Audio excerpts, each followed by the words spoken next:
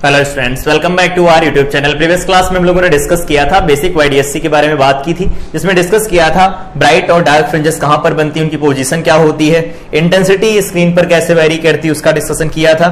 साथ में देखा था फ्रिंज विड्थ वाईडीएससी में कैसे निकाल सकते हैं और इनके ऊपर कुछ क्वेश्चन प्रैक्टिस की थी, मेन के क्वेश्चन डिस्कस किए थे। आज की क्लास में हम मॉडिफाइड वाईडीएससी के बारे में बात करेंगे, जिसमें हमारा कंसर्न है आज का ऑब्लिक इंसिडेंस होगा तो क्या होगा, और वाईडीएससी में अगर किसी भी वेव के पाथ में कोई ट्रांसपेरेंट फिल्म अगर ला करके रख दी जाती तो उस केस में क्या होगा, और इफेक्ट ऑफ यहां पर दूसरा देखेंगे कॉन्सेप्ट ऑफ जेड वैल्यू, और इससे कुछ रिलेटेड और भी पॉइंट्स हम डिस्कस करेंगे। सबसे पहले डिस्कस करते हैं oblique incidence of light in YDSC. तो ऑब्लिक इंसिडेंस कितने तरह का हो सकता है? नॉर्मल इंसिडेंस के बारे में हम लोगों ने पढ़ा था, ये कितने तरह का हो सकता है? इधर से देखो, यहां पर हमारे पास ये सेटअप बना हुआ है, कुछ इधर बढ़ा लेते हैं थोड़ा, ठीक है, ये ऐसा है,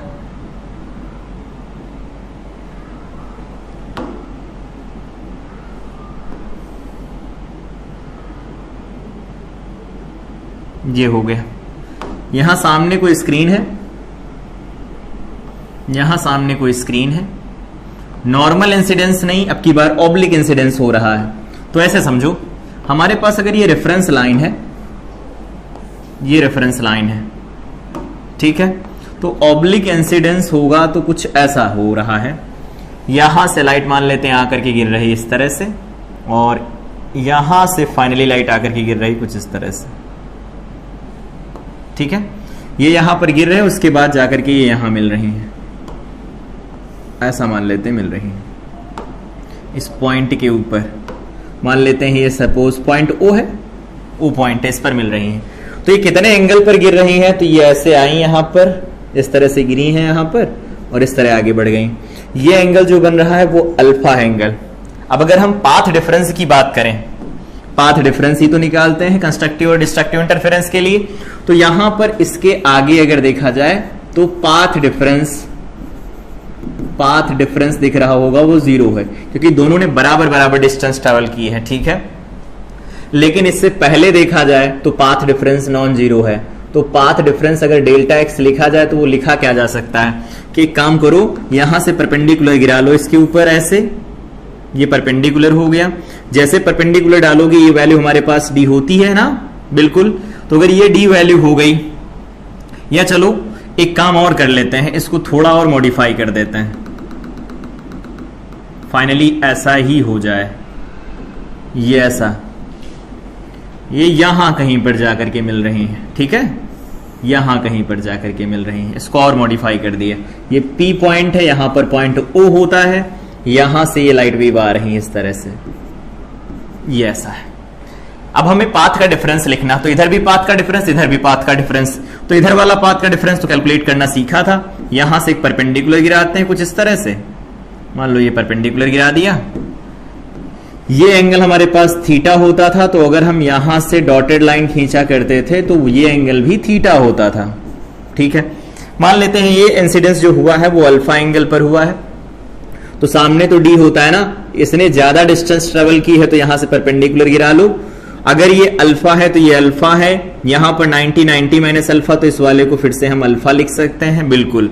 तो अगर ये अल्फा होगा, डी होगा, तो ये डी साइन अल्फा हो जाएगा, और यहां से यहां तक का, और ये वाली डिस्टेंस जो बनेगी उसे हम लिख देते हैं डी साइन थीटा, ठीक है। इस डी साइन थीटा को हम ऐसे लिख सकते हैं डी इंटू में वाई, क्योंकि ये हमारे पास डिस्टेंस क्या होती है, वाई होती है, और डिवाइडेड बाई में कैपिटल डी होता है, ये डी होता है ना, यहां स्लिट से स्क्रीन की डिस्टेंस, तो ये ऐसा निकल के आएगा।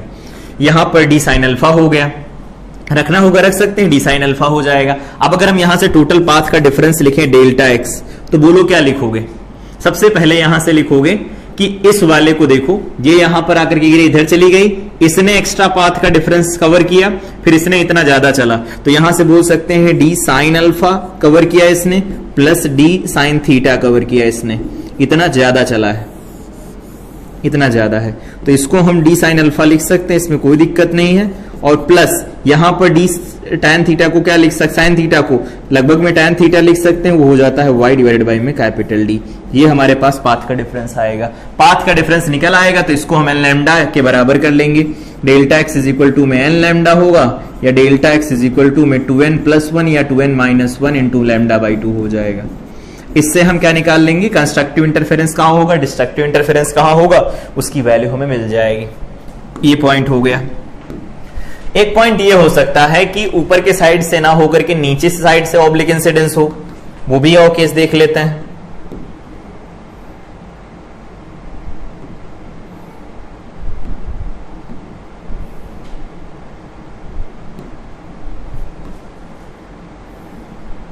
ये ऐसा यहां कहीं पर स्क्रीन लगी हुई है, इंसिडेंस कुछ इस तरह से हो रहा है। रेफरेंस लाइन बना लें, बना लेते हैं। ये रेफरेंस है, यहां पर लाइट इस तरह से आ रही है, इस बार इस तरह से आ रही। अगेन यहां पर एंगल जो बन रहा है वो अल्फा है, ठीक है। और ये कहीं स्क्रीन पर जाकर के मिल रही है, इस तरह से यहां पर जाकर के मिल रही है, ये यहां पर जाकर के मिल रही है। ये ऐसा है, ये पॉइंट P है हमारे पास, y डिस्टेंस है, कैपिटल D पर रखा गया है, slit separation again small d है। अब यहां से बताना यह है कि कौन सी वैल्यू कैसी ज्यादा होगी। यहां तो प्लस कर दिया गया, यहां पर क्या होगा, तो देखो ये लाइट वेव इधर से आई है, ये इधर से आई है, इधर चली गई, इधर चली गई। अगर देखा जाए यहां तक स्लिट तक पहुंचने से पहले यहां पर S1 है, ये S2 है, यहां पर क्या था, S1 था और ये था S2। तो स्लिट से पहुंचने से पहले इसने देखो कुछ पाथ का डिफरेंस ट्रेवल किया है। ये परपेंडिकुलर यहां पर गिरा देंगे, पाथ का डिफरेंस क्या मिल जाएगा, सामने होता है D, ये तो D होता है ना, और अगर D होगा, ये अल्फा है तो ये बन जाएगा अल्फा, ये बनेगा 90 माइनस अल्फा, ये 90 तो ये वाला अल्फा बन जाएगा। देखो ठीक है, अगर नहीं समझ में आ रहा तो दूसरे कलर से लिख लेते हैं, ये बन जाएगा अल्फा, ये अल्फा बनेगा, सामने यहां पर D है तो इसे हम लिख देंगे D साइन अल्फा। और यहां से अगर परपेंडिकुलर गिराओगे ये वाला निकालने के लिए तो D साइन थीटा बन जाएगा। मान लेते हैं ये एंगल थीटा है, तो यहां पर अब अगर डेल्टा एक्स निकालोगे तो क्या बन जाएगा, तो लिखेंगे हम दोनों वैल्यू का डिफरेंस लिखा जाएगा, तो हम ये लिख सकते हैं D sine theta minus D sine alpha, D sine alpha लिखा जाएगा। ठीक है, मॉड लगा के लिख दो, जो बड़ा होगा उसी की तरफ ये शिफ्टिंग जाएगी। ठीक है, तो D साइन थीटा हो गया, D साइन अल्फा हो गया, ये हमारे पास पाथ का डिफरेंस आएगा।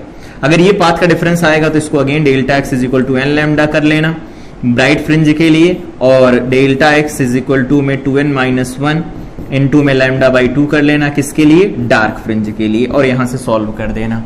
तो ऑब्लिक इंसिडेंस होगा तो ये दो मिनिमम केस बनेंगे, ऐसा होगा।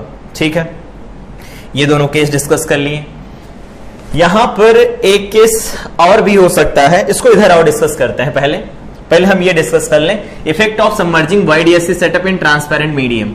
मान लेते हैं कि हमारे पास YDSC का सेटअप है,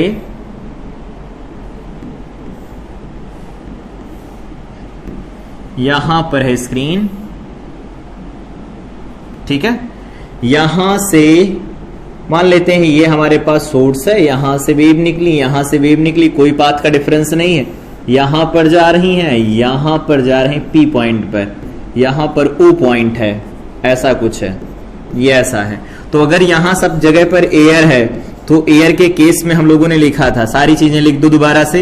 एयर के केस में लिखोगे तो YN किसके लिए, ब्राइट फ्रिंज के लिए लिखा जाएगा, तो वो क्या लिखेंगे, तो ब्राइट फ्रिंज के लिए आया था ND लैम्डा बाई D, याद होगा, और Y nth डार्क फ्रिंज के लिए निकाला गया था, वो निकल के आया था 2n माइनस 1 इंटू में D लैम्डा डिवाइडेड बाई में 2D, ये हमारे पास वैल्यू बन के आई थी। और साथ में अगर फ्रिंज विड्थ की बात करें तो वो आया था D लैम्डा डिवाइडेड बाई में D। लेकिन अगर हम इसमें वाटर फिल कर दें, मान लो वाटर फिल कर दिया जाए, फिल कर दो वाटर फिल कर दिया जाए सब जगह पर, वाटर फिल कर दिया जाए सब जगह पर, इसके अंदर इस पूरे सेटअप को वाटर में डिप कर दिया गया। ठीक है, या मान लेते हैं कोई लिक्विड है जिसका रिफ्रैक्टिव इंडेक्स हम म्यू ले लेते हैं। अब यहां से ये देख के बताओ कि अगर रिफ्रैक्टिव इंडेक्स म्यू ले लिया जाएगा तो उस केस में क्या चीजें बदलेंगी? पहली बात तो लैम्डा बदलेगा, तो लैम्डा जो मीडियम का होगा वो लैम्डा एयर का डिवाइडेड बाय में क्या लिखोगे? म्यू टाइम्स लिखा जाएगा। सही है, इसका मतलब जिसमें लैम्डा है वो सब बदलेंगे, तो वाई एन ब्राइट का जो होगा वो बदल के हो जाएगा n d lambda divided by में म्यू टाइम्स डी बन जाएगा। समझ आया? इसी तरह से अगर लिखें, डैश लगा के लिखना चाहो तो लिख लो, यहां से लिखना चाहे तो लिख सकते हैं ये वाई एन ब्राइट फ्रिंज का होगा डिवाइडेड बाय में म्यू लिखा जा सकता है। देखो सही है, 1 बाय म्यू टाइम्स हो जाएगा। और अगर ये वाई एन लिखते हैं हम डार्क का नए वाले केस में, तो ये बन जाएगा, यहां पर वही बनेगा वाई एन डार्क का डिवाइडेड बाय में बन जाएगा म्यू। इसी तरह से अगर हम फ्रिंज विड्थ लिखें तो वो बन जाएगी, पहले अगर बीटा थी डिवाइडेड बाय में म्यू हो जाएगा। ये हमारे पास रिजल्ट्स निकल के आते हैं। तो YDSC सेटअप को अगर किसी लिक्विड में सबमर्ज कर दिया जाएगा या ट्रांसपेरेंट मीडियम में रख देते हैं तो उस केस में क्या होता है? लैम्डा चेंज होता है। और लैम्डा अगर चेंज होगा तो लैम्डा की वैल्यू कम होने से फ्रिंज विड्थ भी घटेगी और साथ में जो मिनिमा और मैक्सिमा बन रहे हैं, डार्क फ्रिंज और ब्राइट फ्रिंज बन रहे हैं, उनकी लोकेशन भी डाउन होगी। अगला है source placed beyond the centre line. जैसे अभी सेंटर लाइन पर सोर्स को प्लेस किया गया तब के लिए ऐसा है, अगर beyond the centre line place कर दिया जाए तब क्या होगा? आओ देखो, इजी केस है, बस थोड़ी मैथ लगेगी इसमें।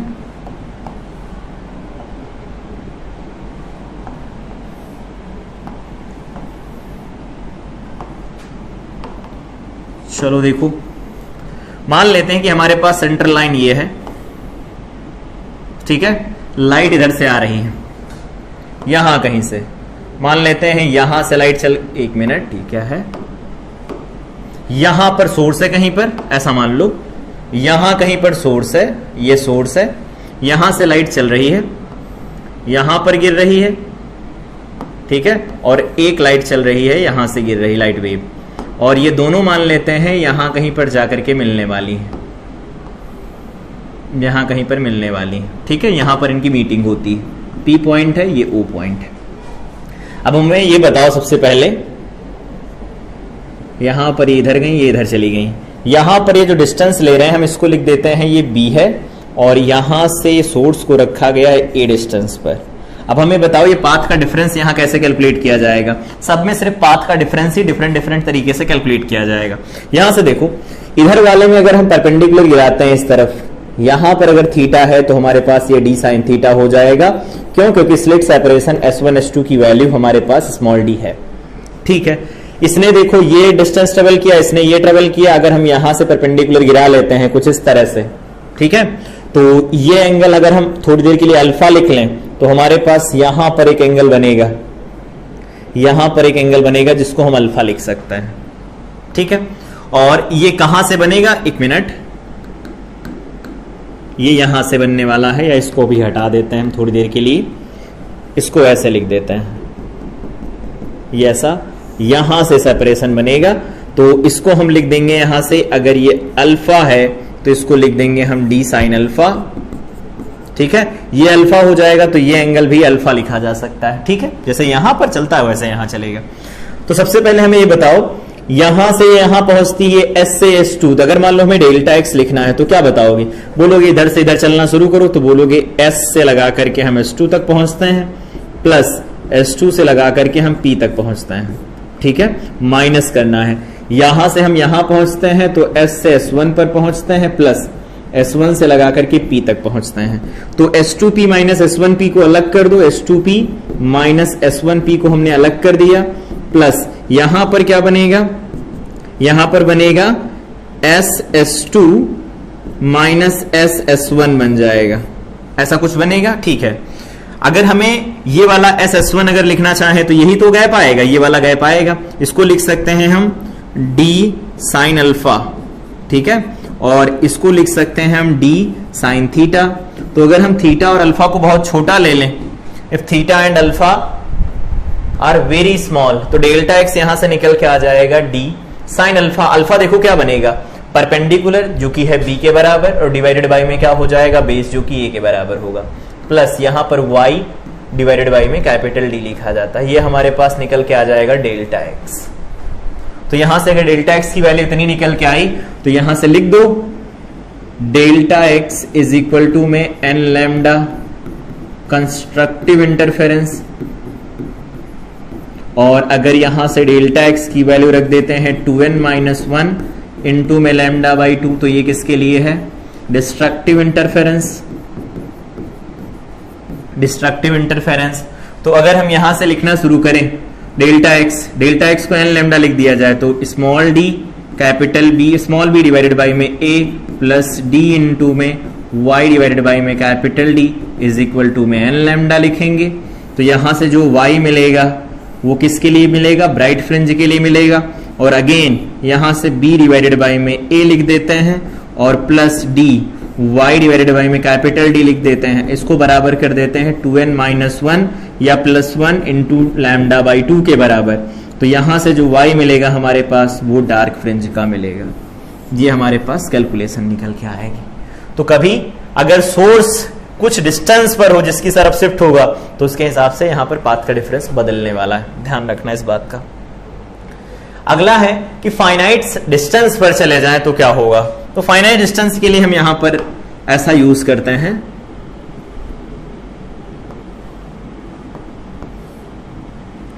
ये हमारे पास ऐसा है।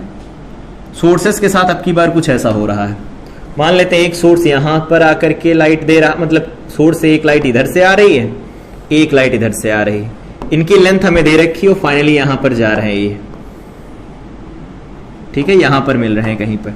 तो P पॉइंट पर इनकी मीटिंग होती, यहां कहीं पर O पॉइंट है, यहां पर हमारे पास है सोर्स S, ये है S1, ये है S2, ये है D। इसकी लेंथ है हमारे पास L1 और इसकी लेंथ है L2। तो आने से पहले ही पाथ डिफरेंस कितना हो गया? L2 माइनस L1 का दिख रहा होगा, इसमें से इसको माइनस करवा लेंगे, प्लस यहां पाथ का डिफरेंस क्या बनता है? तो y यहां पर बन जाता है स्मॉल डी डिवाइडेड बाई में कैपिटल D बन जाता है। ये किसकी वैल्यू हो जाएगी? डेल्टा एक्स की वैल्यू हो जाएगी। कितना इजी है, बस कैलकुलेट कर लो, फाइनाइट सेपरेशन है। तो यहां से हमारे पास निकल के आएगा L2 minus L1 plus y into में कैपिटल D बाई डी, उल्टा लिख गया, हाँ ये उल्टा लिखा है, इसको सही कर लो। ये होता है d tan थीटा, तो d y डिवाइडेड बाई में d, y डिवाइडेड बाई में d, और ये हमारे पास क्या आएगा? तो ये आ जाएगा y डिवाइडेड बाई में कैपिटल D इंटू में स्मॉल d। ये हमारे पास डेल्टा x है, और अगर ये डेल्टा x है इसको बराबर कर देते हैं n लैम्डा के for bright fringe. Bright fringe के लिए बराबर कर दो इसे, तो क्या निकल के आएगा यहां से? ये निकल के आएगा y इज इक्वल टू में n d लैम्डा, ठीक है, डिवाइडेड बाय में स्मॉल d, और यहां पर चला जाएगा minus L2 minus L1 into में d डिवाइडेड बाय में स्मॉल d बनेगा, ये आ जाएगा। तो ये y किसके लिए है? तो ये y है ब्राइट फ्रिंज के लिए।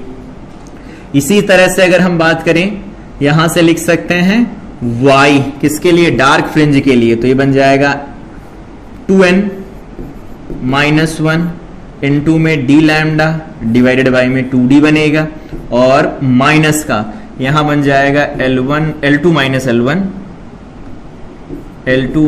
L1 इंटू में कैपिटल D डिवाइडेड बाई में क्या बन जाएगा यहां से? Small d। एक बार चेक कर लो, इसको बराबर किया जाएगा 2n minus 1 into lambda by 2 के, तो वो हो जाएगा 2n minus 1 D lambda by 2 था पहले से, d हो गया वहां पर d बाई डी। ये हमारे पास डार्क फ्रिंज की पोजीशन निकल आएगी YDSC स्क्रीन के ऊपर। तो जब कभी भी फाइनाइट डिस्टेंस से सेपरेट किए जाएंगे तो इस तरह से हम डिस्टेंस निकाला करेंगे, और अगर यहां से कुछ डिस्टेंस ऊपर रखा जाएगा तो हम ये डेल्टा एक्स की वैल्यू इस तरह से निकालेंगे। अगेन यहां पर डेल्टा एक्स का जिक्र किया जा रहा है, इसका मतलब ये नहीं डेल्टा फाई नहीं लिख सकते, डेल्टा एक्स लिख लिया गया है तो डेल्टा फाई भी लिखा जा सकता है। Delta phi is equal to 2 pi by lambda into में क्या लिखते हैं? Delta x. यहां से इंटेंसिटी भी पता कर सकते हैं कितनी आएगी, ठीक।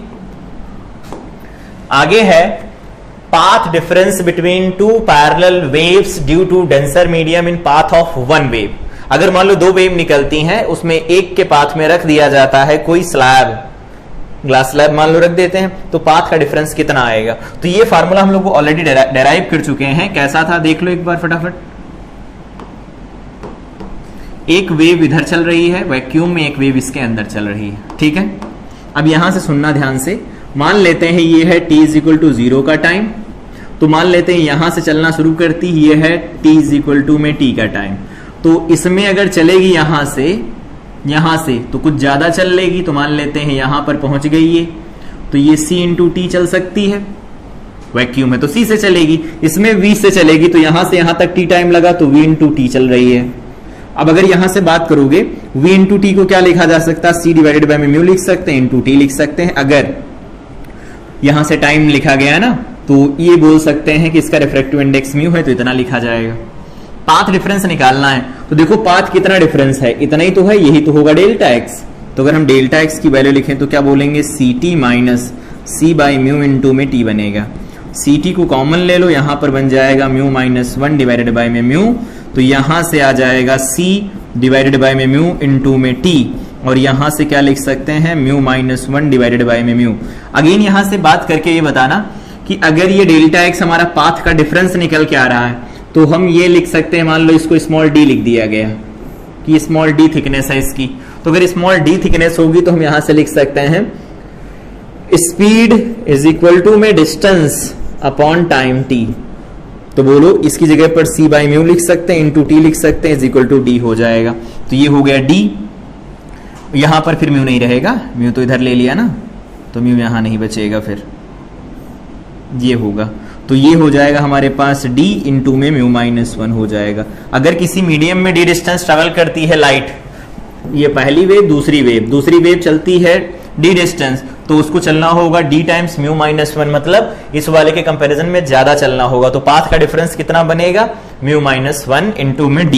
मतलब इसको ऐसे समझ सकते हो कि यहां पर कोई म्यू और थिकनेस t की कोई स्लैब है, इसमें रख दी जाए, ठीक है, और एक वेव इधर से चल रही, तो 1 और 2 चल रही हैं। तो अगर डेल्टा x लिखा जाए तो इसे हम लिख देते हैं x2 माइनस x1, तो ये वैल्यू आएगी म्यू माइनस 1 इंटू में t, जहां t होगी थिकनेस उस स्लैब की जिसे रखा गया है। कॉन्सेप्ट समझ में आया, पहले भी डिस्कस कर चुके हैं इसे। अब YDSC में इसका कैसे यूज करेंगे वो देखते हैं। तो YDSC में सारे टाइप देखते हैं कि कैसा कैसा हो सकता है। तो पहला केस हमारे पास ये है, सपोज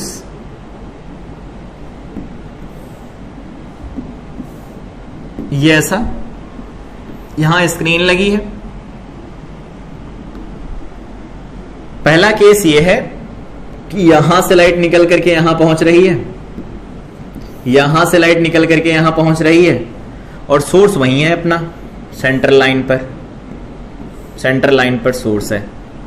तो हमारे पास ये सोर्स है S, इसको हम बोल रहे हैं S1, इसको बोल रहे हैं S2, ठीक है। सेपरेशन अभी भी D है, सेपरेशन D है, स्मॉल d ये है। यहां पर S1 S2 हो गया, ये यहां पर पहुंच रही, P पॉइंट पर मीटिंग हो रही, यहां कहीं पर O है। ये डिस्टेंस कितनी है, Y है। ये ऐसा कुछ। अब करना क्या है, ये तो बेसिक सेटअप हो गया YDSC का। यहां पर क्या करते हैं, एक म्यू रिफ्रैक्टिव इंडेक्स और T थिकनेस की स्लैब इंसर्ट कर दी गई। अब जैसे ही स्लैब इंसर्ट करेंगे उस केस में क्या होगा, उस केस में होगा ये कि इसको ज्यादा डिस्टेंस ट्रैवल करनी पड़ेगी। तो अगर हम यहां से लिखते हैं पाथ डिफरेंस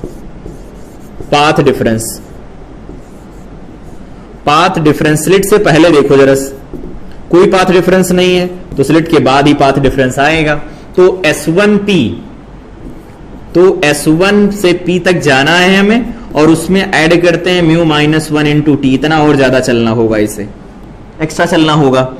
ये हो गया, सही है ना। और इसको यह ऐसे लिख दो, सही रहेगा। हम लिखते हैं जनरली ये माइनस ए, तो यहां पर लिखोगे S2P minus S1P plus mu minus 1 into में टी लिखा जाएगा, ये बन जाएगा। ये हो गया S2P, यहां से यहां जाने में जो टाइम लगेगा, और यहां पर म्यू माइनस 1 इंटू टी, इसको एक्स्ट्रा टाइम लगेगा। तो देखो S2P माइनस S1P तो अलग बन गया, और माइनस म्यू माइनस 1 इंटू में टी अलग बनेगा। ये क्या होता है, तो यहां से लिखना चाहो तो लिख दो delta x is equal to होगा, ये तो जनरल होता है जिसको हम लिखते हैं डी साइन थीटा, तो लिखेंगे डी साइन थीटा मतलब y डिवाइडेड बाई में कैपिटल डी लिख देंगे और माइनस ये बन जाएगा म्यू माइनस 1 इंटू में t बनेगा। अब अगर हम इसको बराबर कर देते हैं n लैम्डा के, तो इसको अगर हम n लैम्डा के बराबर कर देते हैं ब्राइट फ्रिंज के लिए, तो यहां से वैल्यू निकल के आएगी y या स्मॉल d डिवाइडेड बाई में capital D is equal to में n लैम्डा प्लस यहां पर बन जाएगा म्यू माइनस 1 इंटू में t बनेगा। सही है, बढ़िया है। उधर था, इसको उधर लेके चले गए, तो अगर y की वैल्यू पूछोगे बोलोगे n डी लैम्डा आ जाएगा डिवाइडेड बाई में स्मॉल d आएगा प्लस म्यू माइनस 1 इंटू में t, यहां पर आ जाएगा कैपिटल D डिवाइडेड बाई में स्मॉल d बनेगा। ये हमारे पास y निकल के आएगा किसके लिए, ब्राइट फ्रिंज के लिए। और अगर यही डार्क फ्रिंज के लिए निकालना हो तो डार्क फ्रिंज के लिए किसके बराबर करेंगे, 2n-1 इंटू लैम्डा बाई 2 के बराबर कर दो, तो बन जाएगा d डिवाइडेड बाई में y by D is equal to में क्या है, ये क्या लिख रहे हैं हम लोग, हाँ ठीक है, इज इक्वल टू में, या ऐसे लिख दो वहां जो लिखा गया है d इंटू में y डिवाइडेड बाई में capital D minus mu minus 1 into में t बराबर करना है 2n-1 इंटू में लैम्डा बाई 2 के। तो यहां से y इज इक्वल टू क्या निकल के आएगा, 2n-1 इंटू में d लैम्डा डिवाइडेड बाई में बन जाएगा 2d और माइनस तो इधर हो जाएगा प्लस म्यू माइनस 1 इंटू में t, यहां पर कैपिटल D डिवाइडेड बाई में स्मॉल d बनेगा। ये हमारे पास पोजीशन हो जाएगी किसकी, डार्क फ्रिंज की। तो वो ब्राइट फ्रिंज की पोजीशन है या डार्क फ्रिंज की पोजीशन है। इससे एक और कंक्लूजन निकाला जा सकता है कि जो ये वैल्यू जुड़ के आई है इसका मतलब है ये शिफ्ट है। तो अगर यहां से पूछा जाए shift in position, shift in position, position दोनों में शिफ्ट होगा क्योंकि दोनों में ये वैल्यू जुड़ी हुई है, तो शिफ्ट जो लिखा जाता है वो लिखा जाता है म्यू माइनस 1 इंटू में t, यहां पर कैपिटल D डिवाइडेड बाई में स्मॉल d लिखा जाएगा। ये शिफ्ट होता है, तो यहां पर हम शिफ्ट को s से लिख लेते हैं। चलो सपोज s से इसे शिफ्ट को लिख दिया गया। अब क्वेश्चन ये पूछा जा सकता है कभी कभी कि कितनी फ्रिंजेस शिफ्ट हो गई हैं ऊपर, तो कितनी फ्रिंजेस शिफ्ट हो गई हैं उसके लिए हमें बीटा निकालना पड़ेगा।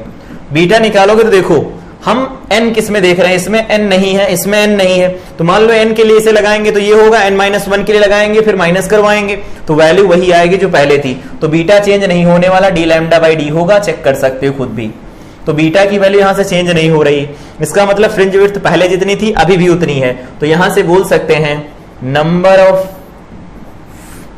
Shift, number of fringes, number of fringes cross the point O, number of fringes जो O पॉइंट को क्रॉस कर जाएंगी वो कितनी होंगी। तो उसके लिए फार्मूला ये है कि देखो टोटल शिफ्ट कितना आया है, तो टोटल शिफ्ट आया है म्यू माइनस 1 इंटू में कैपिटल D डिवाइडेड बाई में स्मॉल d इंटू में t और होल डिवाइडेड बाई में क्या लिख सकते हैं, बीटा लिखा जा सकता है। और इसको अगर थोड़ा अच्छा सा कर लो तो बीटा को भी लिख सकते हैं क्या, d लैम्डा डिवाइडेड बाई में स्मॉल d। इसको थोड़ा सही करो फिर।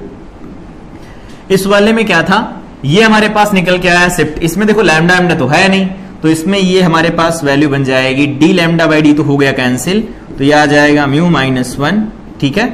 यहां पर बन जाएगा t डिवाइडेड बाई में लैम्डा, ये हो जाएंगी नंबर ऑफ फ्रिंजेस जो शिफ्ट हो गई होंगी। जैसे मान लो 5 फ्रिंजेस हैं ऊपर शिफ्ट हो गई, तो फ्रिंजेस की जगह नंबर निकालने हैं हमें, तो हम इस फार्मूले से नंबर निकाल सकते हैं, ठीक है, कोई दिक्कत नहीं। अब लैम्डा अलग अलग बदल करके भी पूछ सकते कितनी फ्रिंजेस किस कलर से शिफ्ट होंगी, तो यहां पर वैल्यू रख देना, सॉल्व कर देना, रिजल्ट मिल जाएगा, ठीक है। तो जब कभी भी हम किसी भी स्लिट के सामने ले जाकर के ट्रांसपेरेंट स्लैब इंसर्ट करते हैं तो फ्रिंज जो होती हैं या फ्रिंजेस जो होती हैं वो उसी साइड शिफ्ट हो जाती हैं। शिफ्ट इतने से होता है, पाथ डिफरेंस जो एक्स्ट्रा निकल के आता है वो होता है म्यू माइनस 1 इंटू टी। अब बात करते हैं कि सीबीएफ की पोजीशन कहां हो सकती है। सेंट्रल ब्राइट फ्रिंज की पोजीशन अगर निकालनी हो कि यहां से इसको इधर शिफ्ट कर दिया गया कहीं पर होगा, तो सेंट्रल ब्राइट फ्रिंज की अगर बात करोगे तो उसके लिए क्या जरूरी है, याद होगा।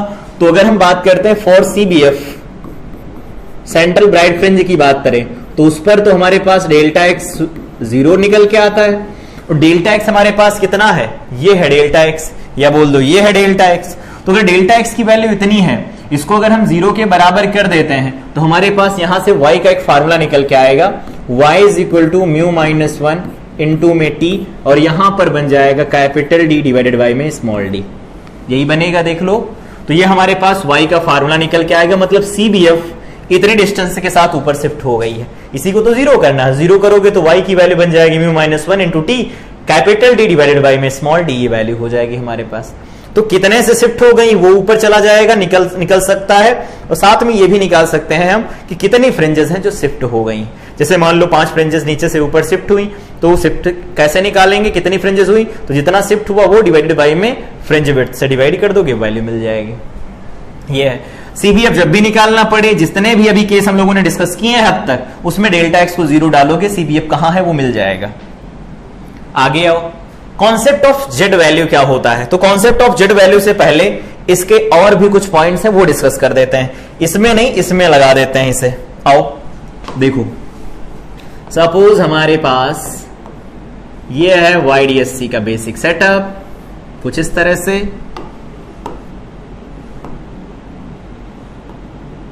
ये है YDSC का बेसिक सेटअप। यहां पर मान लेते हैं कि ये हमारे पास रेफरेंस लाइन है, ठीक है, लाइट यहां से चलती है, लाइट यहां से चलती है, S से चलती है, S1 S2 पर जाकर के गिरती है, और फाइनली मान लेते हैं यहां कहीं पर जाती है, ऐसी जगह पर जाती है, इधर कहीं पर जाती है ऐसा। तो अगर वहां कहीं पर जाएगी, ये P पॉइंट है जहां पर चेकिंग हो रही, तो Y ये होता है, ये कैपिटल D होता है, और यहां पर ये स्मॉल d होता है।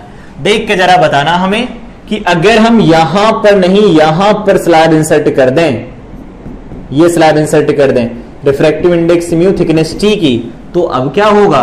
तो लेफ्ट साइड में देखो, स्लिट से पहले कोई सेपरेशन नहीं, मतलब कोई पाथ का डिफरेंस नहीं, बाद में है पाथ का डिफरेंस। तो पाथ का डिफरेंस डेल्टा एक्स कैसे निकाला जाएगा, बोलोगे S2P तो है ही, S2P में थोड़ा और बढ़ गया म्यू माइनस 1 टाइम्स t। क्यों इतना, इसलिए बढ़ा क्योंकि स्लैब इंसर्ट कर दी गई, माइनस S1P बन जाएगा। होगा ऐसा, तो लिख दो इसे, यहां से बन जाएगा S2P माइनस S1P बनेगा, और प्लस यहां पर बन जाएगा म्यू माइनस 1 इंटू में t।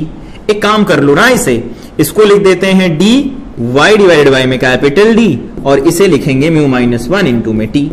ये है, ये डेल्टा एक्स हमारे पास निकल के आया। अब ये अगर डेल्टा एक्स की वैल्यू निकल आई तो इसको समझो ध्यान से, ये डेल्टा एक्स की वैल्यू है। अब हम निकालना चाहते हैं फॉर ब्राइट फ्रिंज, या यहां पर आओ पहले ये लिख लेते हैं फॉर CBF। CBF कहां बनेगा, तो CBF के लिए ये वैल्यू 0 होनी चाहिए ना।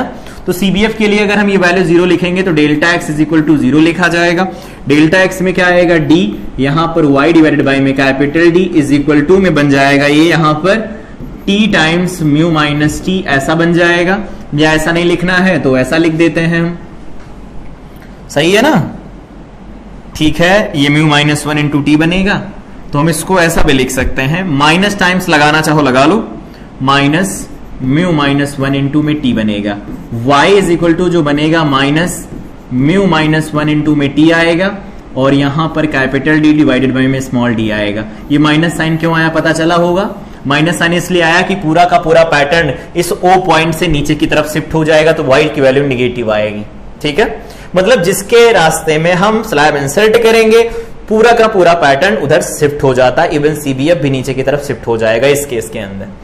अब हम बात करते हैं कि हम डेल्टा एक्स की वैल्यू एन लैम्डा के बराबर कर देते हैं। तो यहां से हमारे पास डेल्टा एक्स तो यही है, तो अगर एन लैम्डा के बराबर करोगे तो यहां से y की वैल्यू क्या मिलने वाली, देखो इससे देखो एन लैम्डा मिलेगा तो d एन डी लैम्डा, ऐसे लिखो n d lambda divided by में d बन जाएगा,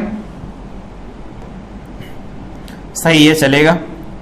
और प्लस उधर जाएगा तो माइनस हो जाएगा, तो ये बन जाएगा म्यू माइनस 1 इंटू में t, और क्या बनेगा कैपिटल D डिवाइडेड बाई में स्मॉल d बन जाएगा। हमारे पास ये y की वैल्यू निकल के आएगी। y में कौन सा y होगा, ब्राइट फ्रिंज का y होगा। और इसी तरह से अगर निकालोगे y किसका, डार्क फ्रिंज का, तो बन जाएगा 2n-1 इंटू में डी लैम्डा डिवाइडेड बाई में बनेगा 2d और यहां पर बन जाएगा minus mu minus 1 T into में कैपिटल डी डिवाइडेड बाई में स्मॉल डी। ये हमारे पास वैल्यू निकल के आ जाएगी। दोनों साइड में देखो शिफ्ट सेम आ रहा है, लेकिन फ्रिंज विड्थ अगर निकालोगे ना यहां से तो वो फिर से वही आएगी। तो फ्रिंज विड्थ की वैल्यू अगर देखोगे तो वो डी लैम्डा बाई डी है, इसमें कोई चेंज नहीं आया। तो नंबर ऑफ फ्रिंजेस कितनी शिफ्ट हो गई हैं उसकी वैल्यू तो हम डायरेक्ट लिख सकते हैं। समझ में आया कुछ? ठीक है, बहुत अच्छा। अब एक केस ये आ सकता है कि एक काम करो, दोनों के ऊपर रख दो, मतलब दोनों जहां पर स्लिट है ना, दोनों स्लिट के पास में रख देते हैं एक एक फिल्म। तो अगला केस ये हो सकता है बेसिक, यहां से लाइट चली इधर गई, यहां से लाइट चली इधर गई, यहां से इधर पहुंच रही, यहां से इधर पहुंच रही है। अब हम करना क्या चाहते हैं, यहां पर एक लगा देते हैं, यहां पर भी एक लगा देते हैं। ये μ1 T1 का है और ये है μ2 T2 का है। ठीक है, तो ये S है, इसे S1 लिखते हो, इसे S2 लिखते हो, इसे P है, चेकिंग यहां कहीं पर P पर हो रही है। तो इसको अगर लिखेंगे हम ना डेल्टा एक्स, तो डेल्टा एक्स लिखा जाएगा S2P। S2P ज्यादा क्यों चलेगा, तो वो चलेगा μ2 माइनस 1 इंटू T2 की वजह से, और फिर माइनस करोगे तो लिखोगे S1P, और S1P भी ज्यादा चलेगा इस बार, किसकी वजह से, तो μ1 माइनस 1 इंटू में T1 की वजह से। तो इस तरह से पाथ का डिफरेंस हम निकालेंगे। इजी है, बस एक बार चीजें समझ में आ जाए तो चीजों को हम डील कर सकते हैं। अब यहां पर एक के सामने ये रखा गया, एक के सामने ये रखा गया, पाथ का डिफरेंस इतना बन गया है। समझ आया? ये पाथ का डिफरेंस है।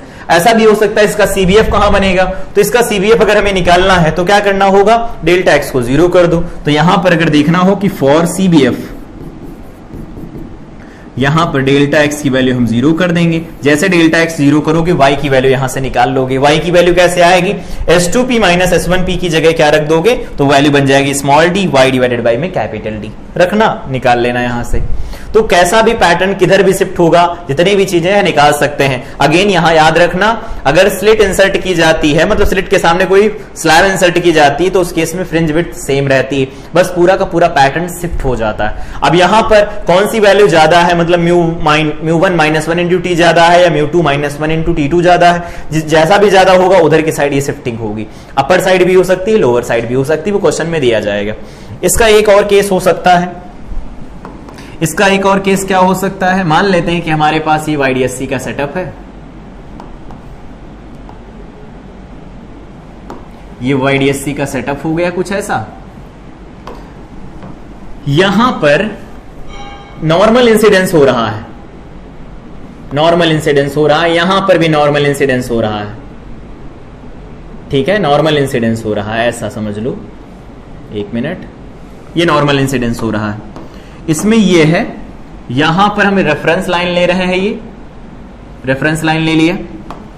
इस रेफरेंस लाइन में ऊपर भरा गया है कोई लिक्विड, इतने में सिर्फ लिक्विड भरा गया है। पहले वाले स्लिट के पास जो लाइट आ रही, लाइट वेव, उसमें यहां पर उसको पास करना पड़ रहा है एक लिक्विड से, और यहां एयर है, यहां पर लिक्विड है जिसका रिफ्रैक्टिव इंडेक्स म्यू है, और फाइनली जाकर के यहां पर मीट कर रहे हैं, मान लेते हैं। ये सारे क्वेश्चन टाइप हैं, जब हम लोग क्वेश्चन डिस्कस करेंगे तो बात करेंगे इनके बारे में और भी डिटेल में, लेकिन कॉन्सेप्ट यहां पर क्या लगेगा वो पहले ही डिस्कस कर देते हैं। सबसे पहले हमें ये बताओ, अगर हम इसे S1 लिख देते हैं, इसे S2 लिख देते हैं, तो S1 S2 से O तक जाने में कोई पाथ का डिफरेंस नहीं, ऑफ कोर्स कोई नहीं। लेकिन एक दिक्कत है, इसको चलने में पाथ का डिफरेंस लेना पड़ रहा है। तो इसको अगर पाथ का डिफरेंस देना होगा, या फिर इसको हम ऐसा ना रख करके ऐसा रखते हैं तो ज्यादा बेटर रहेगा। इस पूरे केस को तो हम क्वेश्चन से सॉल्व करेंगे। यहां पर मान लेते हैं कुछ ऐसा है, ये है हमारे पास mu refractive index T thickness की स्लैब है, और जैसे इसे रखा जाएगा तो उस केस में क्या होगा, S1 S2 से पहुंचने से पहले ये पहली वाली जो वेव होगी वो पाथ डिफरेंस कवर कर लेगी। तो पाथ डिफरेंस कितने का कवर कर लेगी, म्यू माइनस 1 इंटू में T का। इतना पाथ का डिफरेंस दोनों में पहले से है, तो डेल्टा एक्स की वैल्यू इतनी हमारे पास आएगी। ये है डेल्टा एक्स। इसका मतलब क्या है कि डेल्टा एक्स की वैल्यू इतनी हो गई। डेल्टा एक्स होता क्या है, तो डेल्टा एक्स को अगर हम एन लैम्डा के बराबर कर लें तो यहां से हमारे पास थिकनेस T निकल के आएगी एन लैम्डा डिवाइडेड बाय में म्यू माइनस 1। ठीक है, यहां से पता चल जाएगा थिकनेस। अगर हम निकालना चाहे टी की वैल्यू, म्यू निकालना चाहे म्यू निकाल सकते हैं, और अगर डार्क फ्रिंज के बारे में बात करना चाहे तो भी कर सकते हैं। यहां पहुंचने से पहले इसने पाथ का डिफरेंस म्यू-1 इंटू टी कवर कर लिया, उसके बाद दोनों में कोई पाथ का डिफरेंस नहीं है। तो ये सारे टाइप होते हैं कि अगर स्लैब इंसर्ट की जाती है तो अलग अलग केस में अलग अलग हम ये फार्मूले लगा सकते हैं। ठीक, यहां पर अगला कॉन्सेप्ट है कॉन्सेप्ट ऑफ जेड वैल्यू। ये कुछ अलग नहीं बताता, स्लैब इंसर्ट करने के बाद कुछ जो पैरामीटर्स होते हैं उन्हीं को डिफाइन करता है। कैसे? ये क्या बताता है, जैसे सपोज हमारे पास यहां पर YDSC का सेटअप बना हुआ है, अब तक तो बनाना भी आ गया होगा, इतनी देर से बना रहे हैं। बोर्ड में तो बनाना पड़ता है, बोर्ड का पेपर देते तो उसमें बनाना पड़ता है।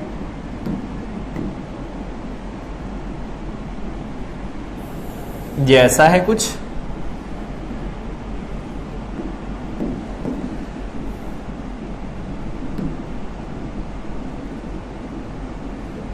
ठीक है। आओ देखो, यहां से लाइट वेव चली, यहां पर पहुंच गई, ठीक है। यहां से लाइट वेव चली, यहां कहीं पर पहुंच गई, और फाइनली ये यहां पर पहुंच रही है ऐसा,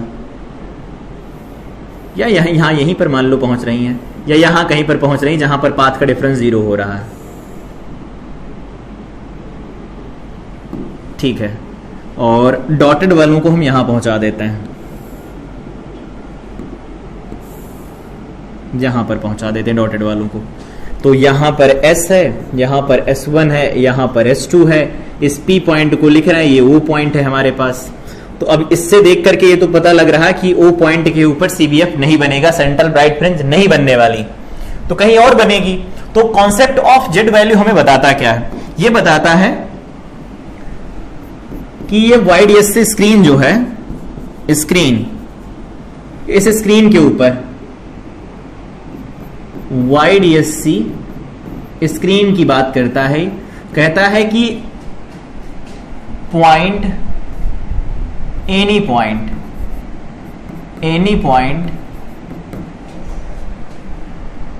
एक्सेप्ट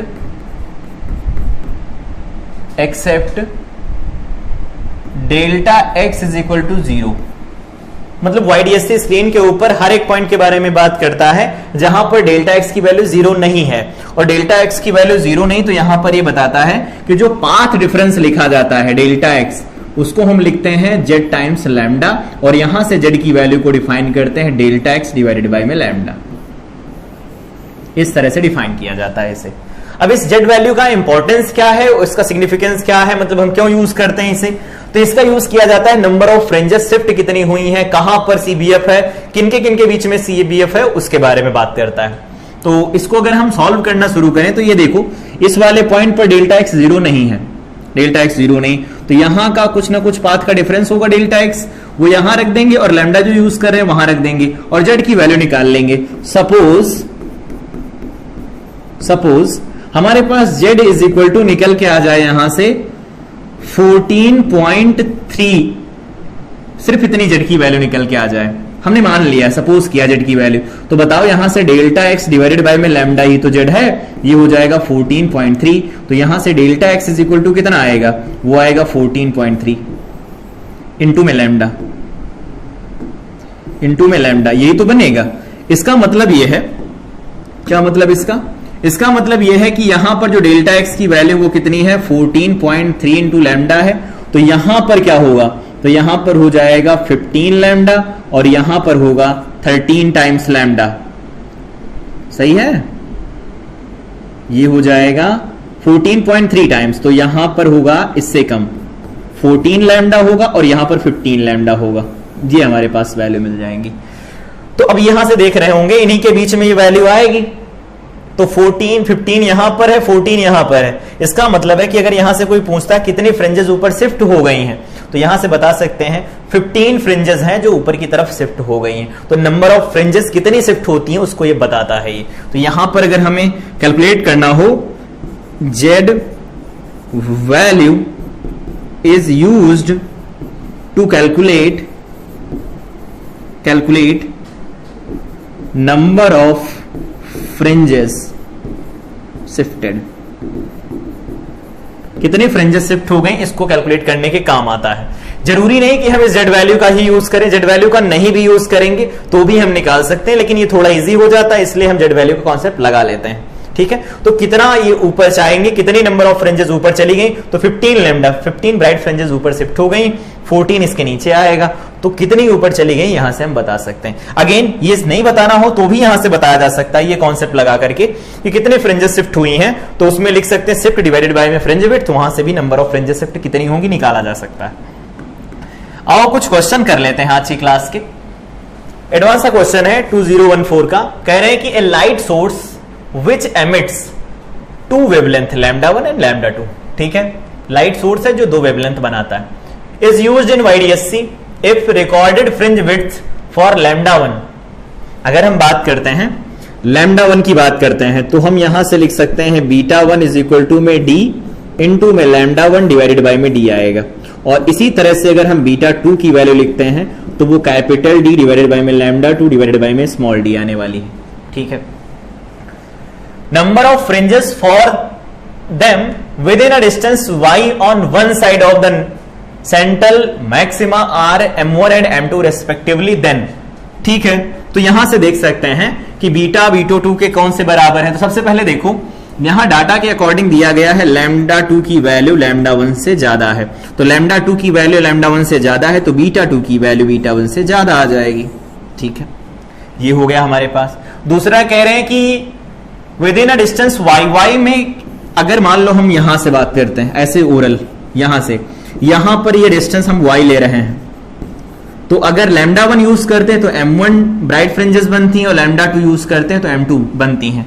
तो यहां से ये ऐसा नहीं लिख सकते, y तो सेम है, तो यहां से लिख सकते हैं n1 लैम्डा 1 बराबर, ऐसे लिख सकते हैं, ये क्या बोला था सेंट्रल मैक्सिमाज आर। ठीक है, ब्राइट फ्रिंज की बात कर रहे हैं तो अगर m1 लिख देते हैं m1 d lambda 1 divided by में स्मॉल d, और यहां पर मान लेते हैं m2 बन रहे हैं तो m2 d lambda 2 divided by में क्या बन जाएगा स्मॉल d।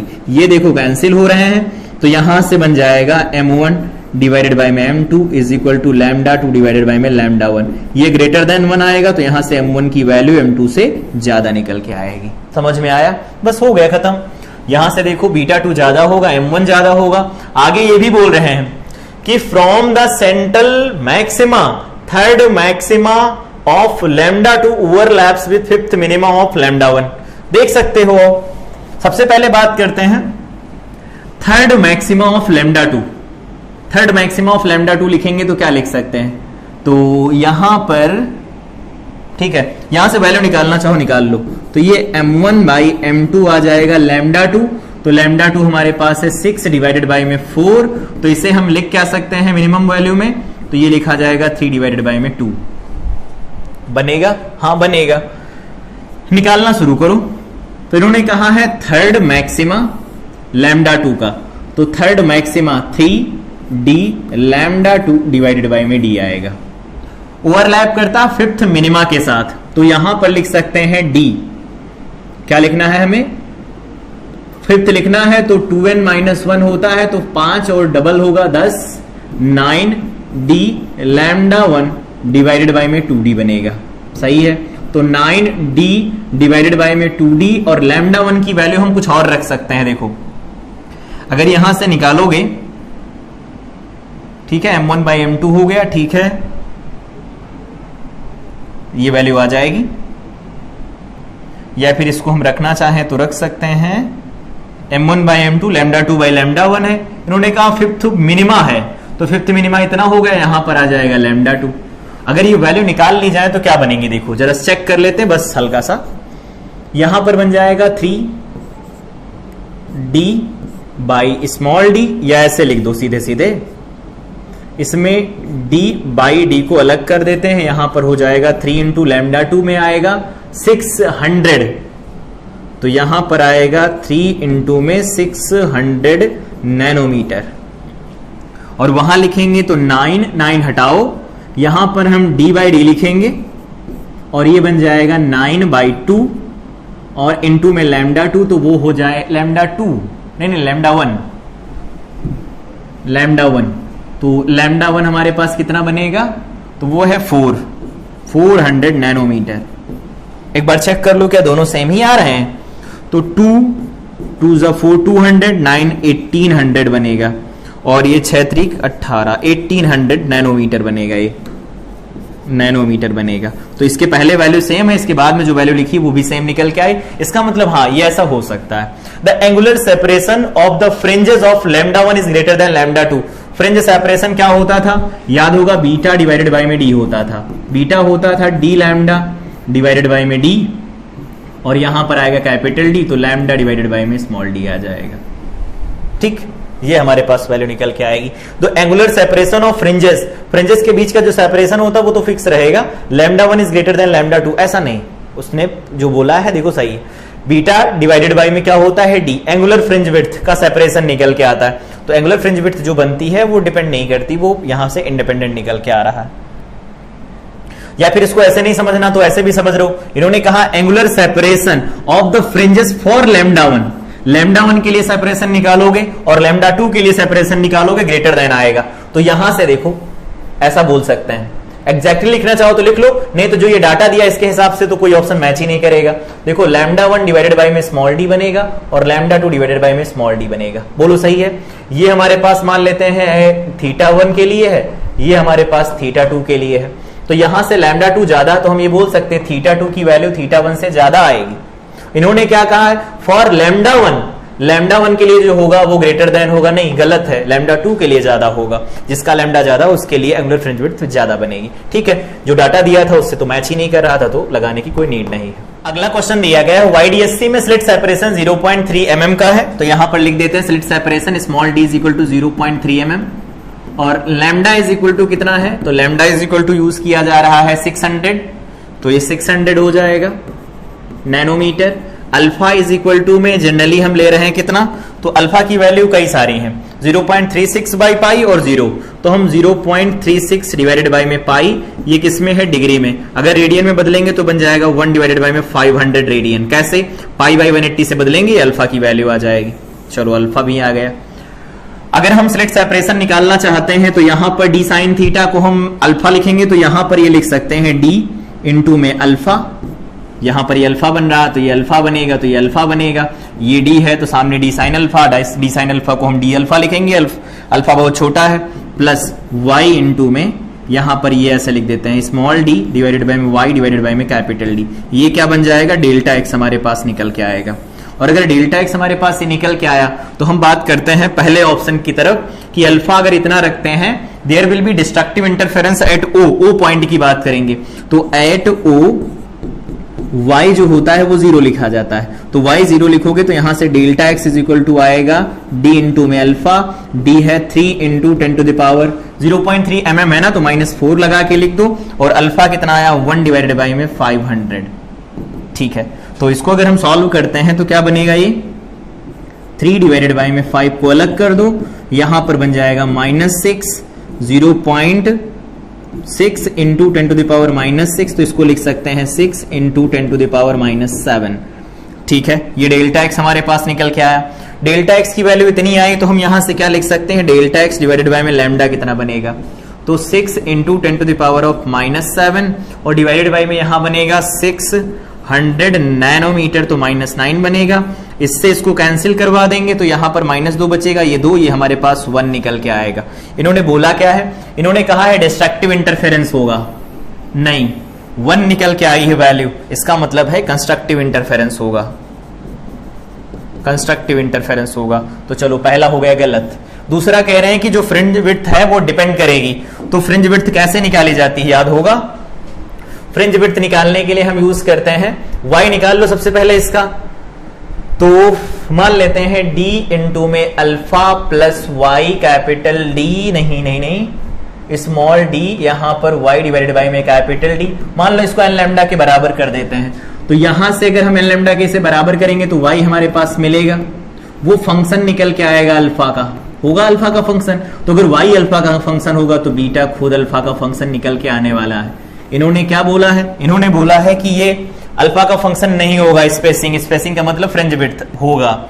अल्फा की वैल्यू अगर इतनी होती तो डिस्ट्रक्टिव इंटरफेरेंस होगा p के ऊपर, तो p के ऊपर डिस्ट्रक्टिव इंटरफेरेंस होगा, इसका मतलब यहां पर हम डेल्टा एक्स लिख सकते हैं, क्या होगा d alpha plus d y divided by में डी, वैल्यू पुट कर दो तो डी हमारे पास दिया गया है 3 × 10 टू द पावर बन जाएगा -4, अल्फा इज इक्वल टू दिया गया 1 डिवाइडेड बाई में 500, ठीक है, प्लस यहां पर स्मॉल डी की value again 3 × 10 to the power of -4, y की वैल्यू कितना है 11 × 10 to the power of -3, millimetre में था ना, हाँ एक बार चेक कर लो, हाँ 11.1, हाँ 11 है, और डिवाइडेड बाई में क्या आएगा, डी डी की वैल्यू कितनी है 1 मीटर है आई थिंक, हाँ 1 मीटर है। अगर इसको सॉल्व कर लेंगे तो हमारे पास डेल्टा एक्स निकल आएगा। एक काम करना, delta x by lambda check कर लेना, तो delta x by lambda check कर लोगे तो ये वैल्यू 39 के समथिंग आएगी, 39 और ये समथिंग कुछ आएगी वैल्यू, और अगर ये 39 के समथिंग ये वैल्यू निकल के आएगी पॉइंट में अगर वैल्यू होगी तो यहां पर वो बोल रहे हैं डिस्ट्रक्टिव इंटरफेरेंस होगा ओ पॉइंट के ऊपर, तो इस ओ पॉइंट के ऊपर डिस्ट्रक्टिव इंटरफेरेंस होगा, पॉइंट में वैल्यू निकल के आएगी, ठीक है, उसके बीच में हमारे पास ये वैल्यू बनेगी जो ये वैल्यू आ रही होगी, ठीक है। एक और पॉइंट कह रहे हैं कि for alpha is equal to 0, तो अगर अल्फा इज इक्वल टू 0 रख दोगे ना, कहां गया इस वाले में, तो अल्फा 0 रखोगे तो डेल्टा एक्स हमारे पास कितना निकल के आएगा, small d y divided by में कैपिटल डी निकल के आएगा, और डेल्टा एक्स की वैल्यू अगर हम निकालना चाहते हैं इस पॉइंट ओ के लिए तो यहां से हम डेल्टा एक्स डिवाइडेड बाई में लैम्डा निकालेंगे, लैम्डा की जैसे ही वैल्यू निकालोगे यहां पर ये वाली कंडीशन सेटिस्फाई नहीं होगी, यहां पर डिस्ट्रक्टिव इंटरफेरेंस होने लगेगा, पॉइंट में वैल्यू आएगी, तो पॉइंट में वैल्यू आने का मतलब इस पर डिस्ट्रक्टिव हो रहा है, इसके ऊपर और नीचे कंस्ट्रक्टिव हो रहा होगा, तो इस तरह सॉल्व कर सकते हैं। अल्फा की वैल्यू यहां पर छोटी थी तो ये अप्रोच हमारा था। तो ये क्लास थी जिसमें हम लोगों ने अलग अलग तरह के केस डिस्कस कर लिए, हमने मॉडिफाइड वाईडीएससी के कुछ पॉइंट्स हम लोग डिस्कस कर चुके हैं। बाकी इसके ऊपर क्वेश्चन का अप्रोच क्या होगा तो ये तो पढ़ लिया है, तो क्वेश्चन भी इजीली लगा सकते हैं, तो नेक्स्ट क्लास में हम लोग क्वेश्चन इसके ऊपर सॉल्व करेंगे, एडवांस इलस्ट्रेशन जो इसके ऊपर बेस्ड है उन सबको डिस्कस करेंगे, देन आफ्टर हम लोग आगे मूव करेंगे वेव ऑप्टिक्स की तरफ।